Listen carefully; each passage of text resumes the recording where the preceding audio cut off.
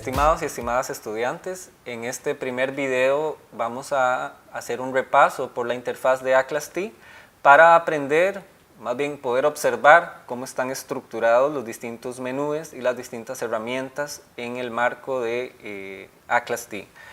Lo primero que vamos a hacer es abrir la aplicación.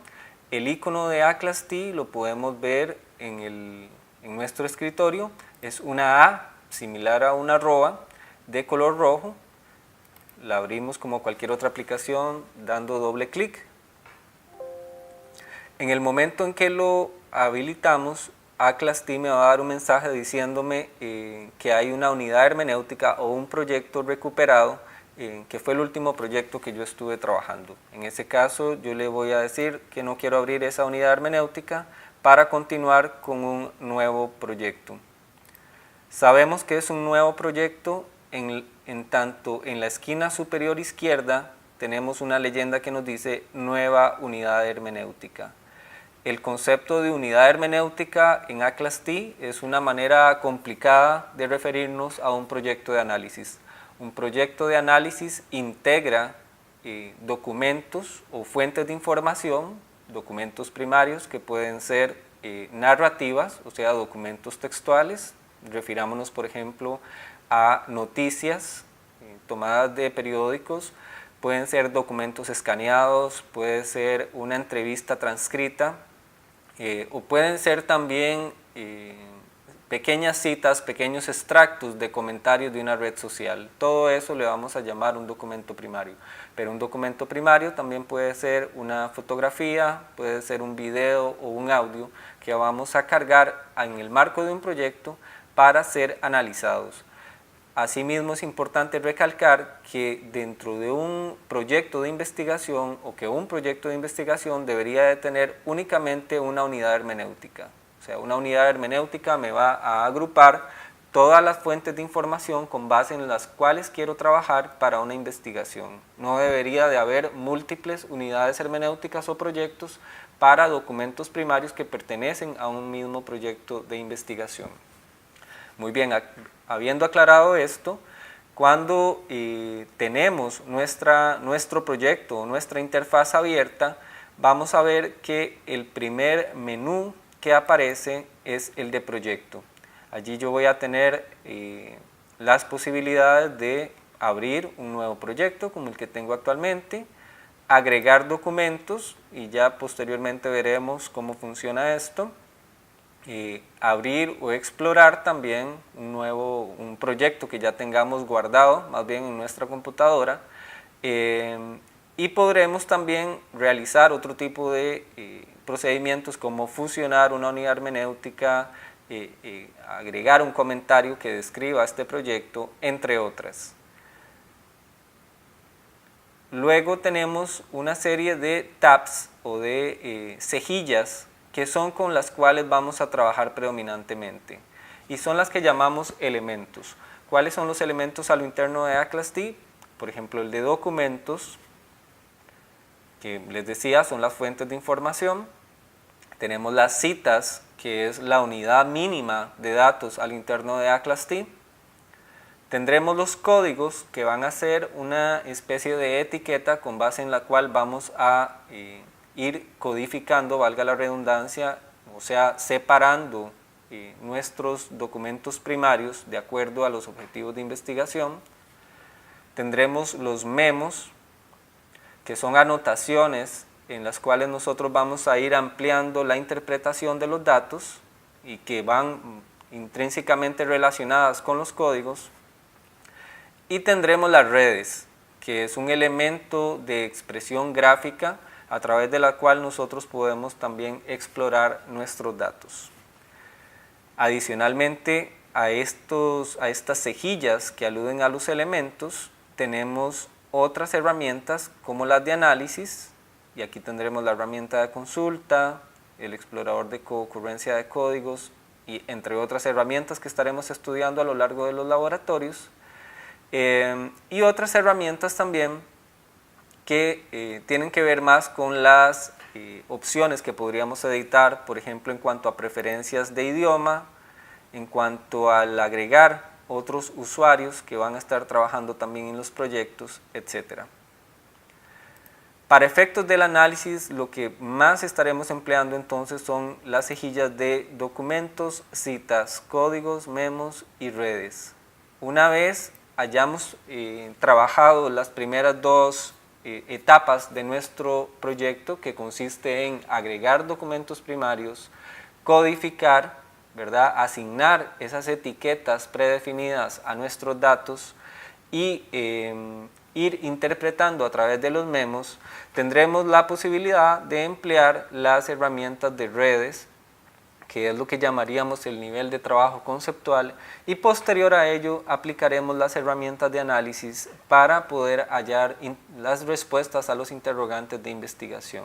Entonces, en síntesis o a grandes rasgos, podríamos decir que son tres grandes etapas las que tenemos. Una primera etapa de codificación, una segunda etapa de interpretación o agrupamiento en torno a conceptos, y una tercera etapa en la que estaremos aplicando herramientas analíticas para poder hallar la evidencia empírica y poder hallar la interpretación que se relacione con los objetivos de investigación. Habiendo revisado lo que son las cejillas principales que tiene el software acá arriba, es importante señalar que los distintos elementos tienen una estructura de menú bastante similar. Para cada uno de los elementos, por ejemplo el de documentos primarios, nosotros tendremos un administrador que nos permitirá ver todos los documentos primarios que han sido agregados, cuándo fueron agregados, si pertenecen o no a alguna familia que los agrupe, quién ha sido el autor que los ha agregado, si tienen un comentario, etc. Cada uno de nuestros elementos, en citas tendremos un administrador de citas, en códigos, en memos, en redes también tendremos el administrador de vistas de red, pero también administradores para lo que son las relaciones entre códigos y entre citas. Desde los administradores es donde podremos realizar distintos procedimientos como la creación de familias, la modificación de esos elementos, cambiar sus nombres, agregarlos o eliminarlos, entre otras. Entonces será algo que nos ayude a lo largo del trabajo o que será primordial en el trabajo que estaremos realizando. También cada uno de los elementos tiene la posibilidad de filtrar, por ejemplo, de filtrar el proyecto por ciertas familias de documentos o por algunos otros criterios como cuál es su autoría, cuándo fueron agregados, etcétera, o si son audios, textos, videos. Si vamos a citas, podemos ver también que tenemos la opción de filtrar, nuevamente según una serie de características, y lo mismo ocurrirá con códigos y memos.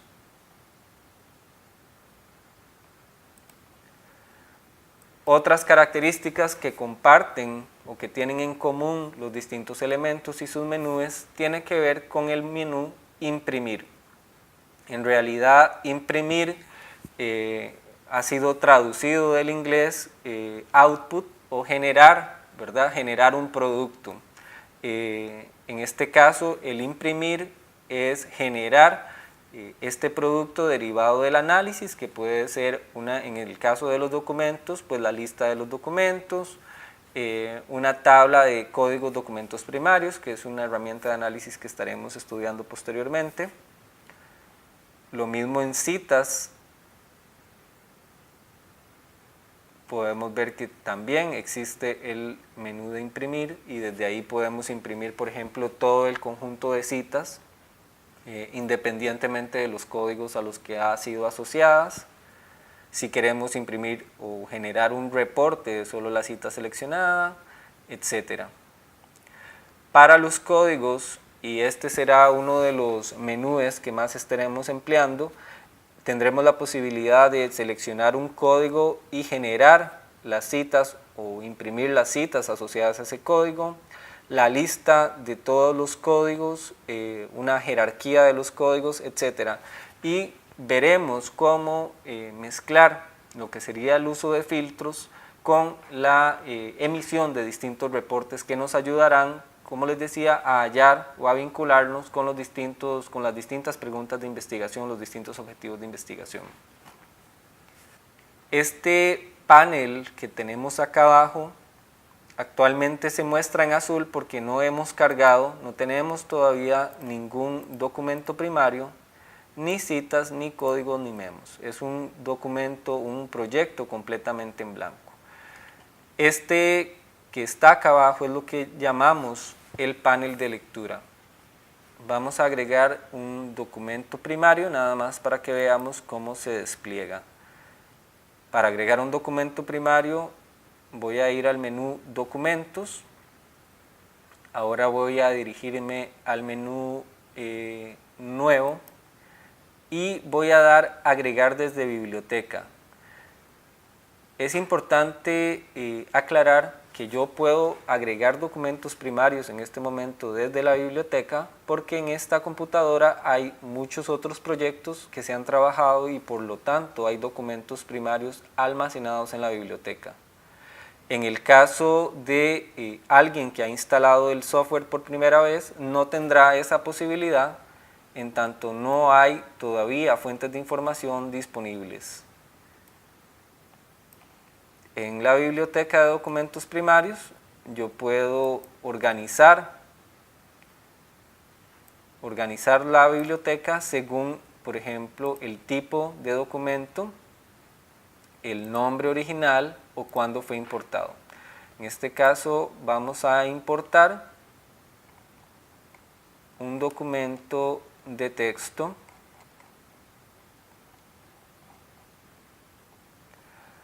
Una vez he seleccionado el documento primario, podemos observar cómo en esta cejilla se aparece ahora el nombre del documento primario y al dar clic sobre él se despliega en el panel de lectura. Podemos ver que es un documento bastante corto, integrado por unos 8 párrafos aproximadamente y una fotografía. En el panel de lectura, la sección izquierda me dará los elementos, o más bien me desplegará lo que es el documento propiamente dicho.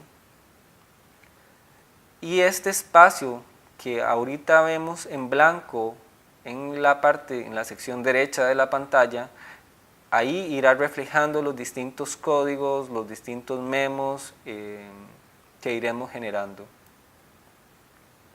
Para desplazarnos por el panel de lectura disponemos de esta barra que podemos mover usando el clic, y también en la parte izquierda de nuestra pantalla podemos desplegar este menú que también es retraíble. Si doy clic en estas 3 flechas puedo retraerlo o expandirlo. Como pueden ver, acá arriba tenemos 5 iconos que expresan documentos primarios, códigos, citas, memos y redes. Yo puedo emplear este panel lateral para poder navegar a través de los distintos elementos. Usualmente lo ideal es disponer del panel que me da la lista de documentos primarios en la parte de arriba y el que me da los códigos en la parte de abajo, de manera que yo posteriormente pueda moverme a través de los documentos primarios y a través de los códigos con mucha facilidad. Adicionalmente, yo puedo tener múltiples documentos primarios, uno al lado del otro.